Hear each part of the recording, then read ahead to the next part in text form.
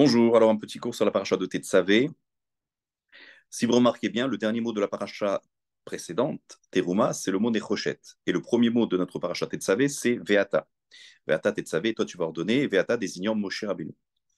Et c'est rapporté dans le Midrash Yalkut Reuveni, au nom du Harizal, qu'il y a cette juxtaposition qui fait allusion à trois personnages. Nechoshet, c'est une contraction de Noar et Shet. Noar bien connu, et Shet, c'est le troisième enfant de Adam Arishon. Et Veata Moshe, donc c'est Moshe. Donc on a Noar, Shet et Moshe. Et on nous dit que c'est quoi le sens? C'est que ces trois personnages sont porteurs de la même Neshama. En d'autres termes, Moshe qui est venu après, il est le Gilgoul de Shet et de Noach. Et lorsqu'on est un Gilgoul, eh ben, on se doit aussi de réparer le manque et les fautes des précédents. Et donc, c'est en ce sens que Moshe a réparé la faute de Noach et la faute de Shet. Alors, pour comprendre cette chose-là, il faut aussi remarquer que les trois personnages, les premières lettres, ça fait Shemen. Dans quel ordre? Shin, c'est la première lettre de Shet, même c'est la première lettre de Moshe, et Nun, c'est la première lettre de Noach.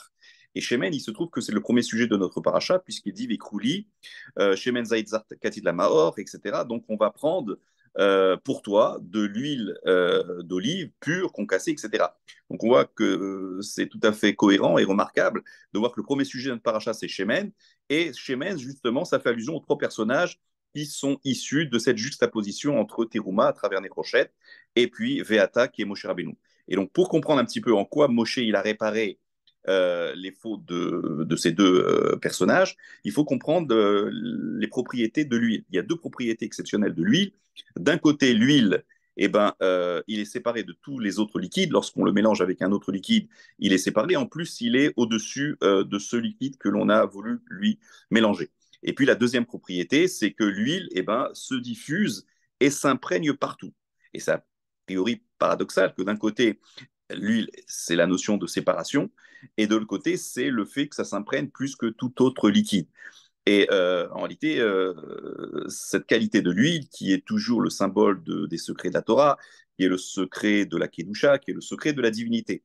Pourquoi? Parce qu'on nous dit que la divinité, son essence est complètement séparée de la création, ça veut dire la vitalité dans la création, eh ben, ce n'est qu'un reflet par rapport à l'essence de Dieu qui est complètement séparée, et d'un autre côté, l'essence de Dieu eh ben, s'imprègne dans chaque chose de cette création, dans chacune des créatures, et ce paradoxe, justement, eh ben, on le retrouve au niveau de l'huile. Et maintenant qu'on a compris l'huile, on peut comprendre effectivement que Chet et Noir ont violé d'une certaine manière ces deux propriétés. Chet, pourquoi? Parce qu'on s'est rapporté dans Sefer Adorot que Chet, finalement, il a dit à sa descendance, surtout jamais vous unir avec Caïn. Pourquoi? Parce que Caïn a tué son frère Abel. Et donc, voilà, je voudrais pas, je vous donne un ordre de ne pas s'unir avec eux.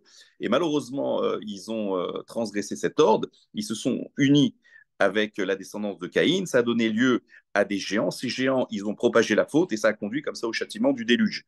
Et donc, quelque part, quelle propriété Chet, parce que Chet, il a endossé la faute de sa descendance, et ben, quelle propriété a violé Chet? Et ben, c'est la propriété de la séparation. Lui, il doit être séparé et toujours au-dessus. Et malheureusement, Chet, à travers sa descendance, ils se sont mélangés avec la descendance de Caïn et ça a donné lieu effectivement à des choses mauvaises, des géants qui ont conduit à la faute et donc au châtiment.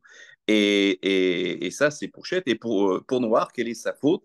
Eh ben, sa faute, c'est justement, comme dit le Zohar, de ne pas avoir suffisamment prié pour sa génération pour qu'il fasse teshuva et évite le déluge.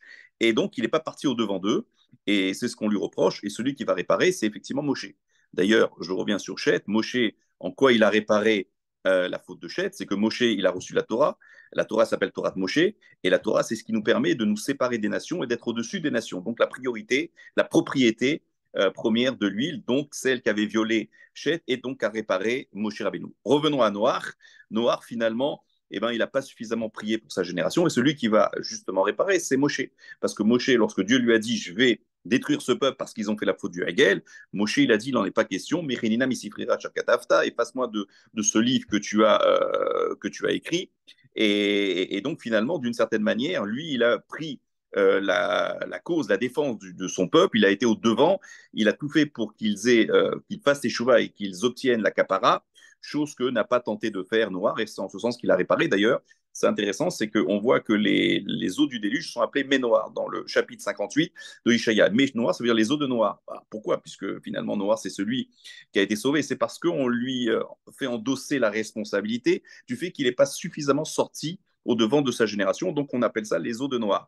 Et mais Noach, ça a été réparé d'une certaine manière par Moshe Rabbeinu lorsqu'il a dit Mecheni. Mecheni, ça veut dire efface-moi, je suis prêt à être effacé si tu veux vraiment détruire ce peuple, parce que je suis tellement solidaire et tellement attaché à lui que je ferai tout pour le sauver. Donc, Mecheni, c'est les mêmes lettres que Ménoar, efface-moi, Ménoar, les eaux de Noir, pour dire qu'il avait effectivement réparé la faute de Noir. Et la faute de Noir, c'était d'avoir violé la deuxième propriété du chemin de l'huile. Pourquoi? Parce que quelque part, l'huile s'imprègne partout et touche à tout. Enfin, touche à tout, ça veut dire lorsqu'on la pose, ça rentre en profondeur. C'est quelque chose qui se diffuse. Et lui, il n'a pas suffisamment diffusé son message à l'extérieur.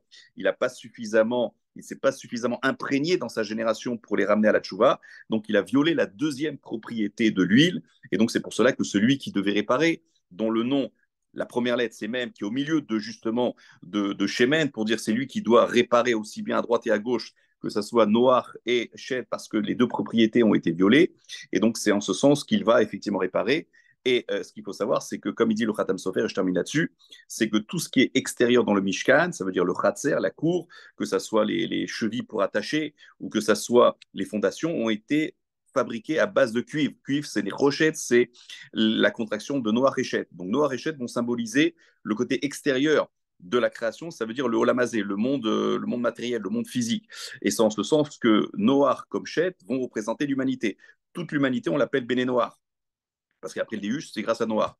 Et en réalité, Chet, lorsqu'on dit Bénéchet, on parle aussi d'humanité, comme c'est marqué dans la prophétie de Bilam, lorsqu'on dit à propos du Mashiach, Vekarkar Bénéchet, il va détruire, entre guillemets, tous les Bénéchets. Rachid dit sur place, c'est toutes les Oumotes, toutes les nations, parce que toutes les Oumotes, toutes les nations descendent de Chet. Donc on voit que Chet, comme Noah, représente l'humanité. C'est pour ça que ça donne Nécrochet, ça veut dire le matériau par lequel la partie extérieure de la création, ça veut dire le Olamazé, le monde matériel, a été créé. Par contre, qu'est-ce qui nous permet de rentrer dans le Mabas? C'est la Torah. Et quel est celui qui nous rapproche de la Torah, mais qui arrive à la Torah, comme on dit?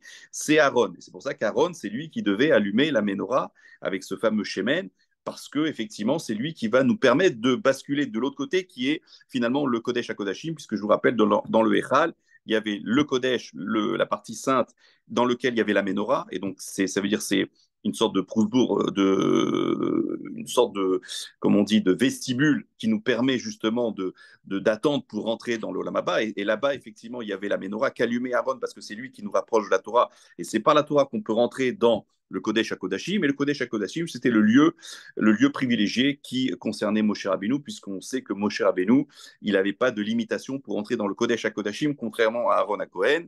Et donc, on voit qu'effectivement, on a trois personnages, si on peut dire. On a le peuple, qui est symbolisé par le Nechochet, donc l'humanité, le Olamazé, qui, grâce à la Torah, qui est le sujet de Aaron, parce que Mekarevan la Torah, c'est lui qui les rapproche de la Torah, on peut rentrer de l'autre côté du rideau, ça veut dire le Kodesh HaKodashim, et ça veut dire effectivement rejoindre Moshe Rabbeinu, qui symbolise l'essence de tout le peuple juif, et c'est en ce sens que lui, effectivement, il va réparer Chet et Noah, ça veut dire toute l'humanité, et donc c'est en ce sens qu'il est le Mashiach, celui qui répare l'humanité, et qui nous fait rentrer dans la Géoula et dans l'ère messianique, Bimera, Biaminu.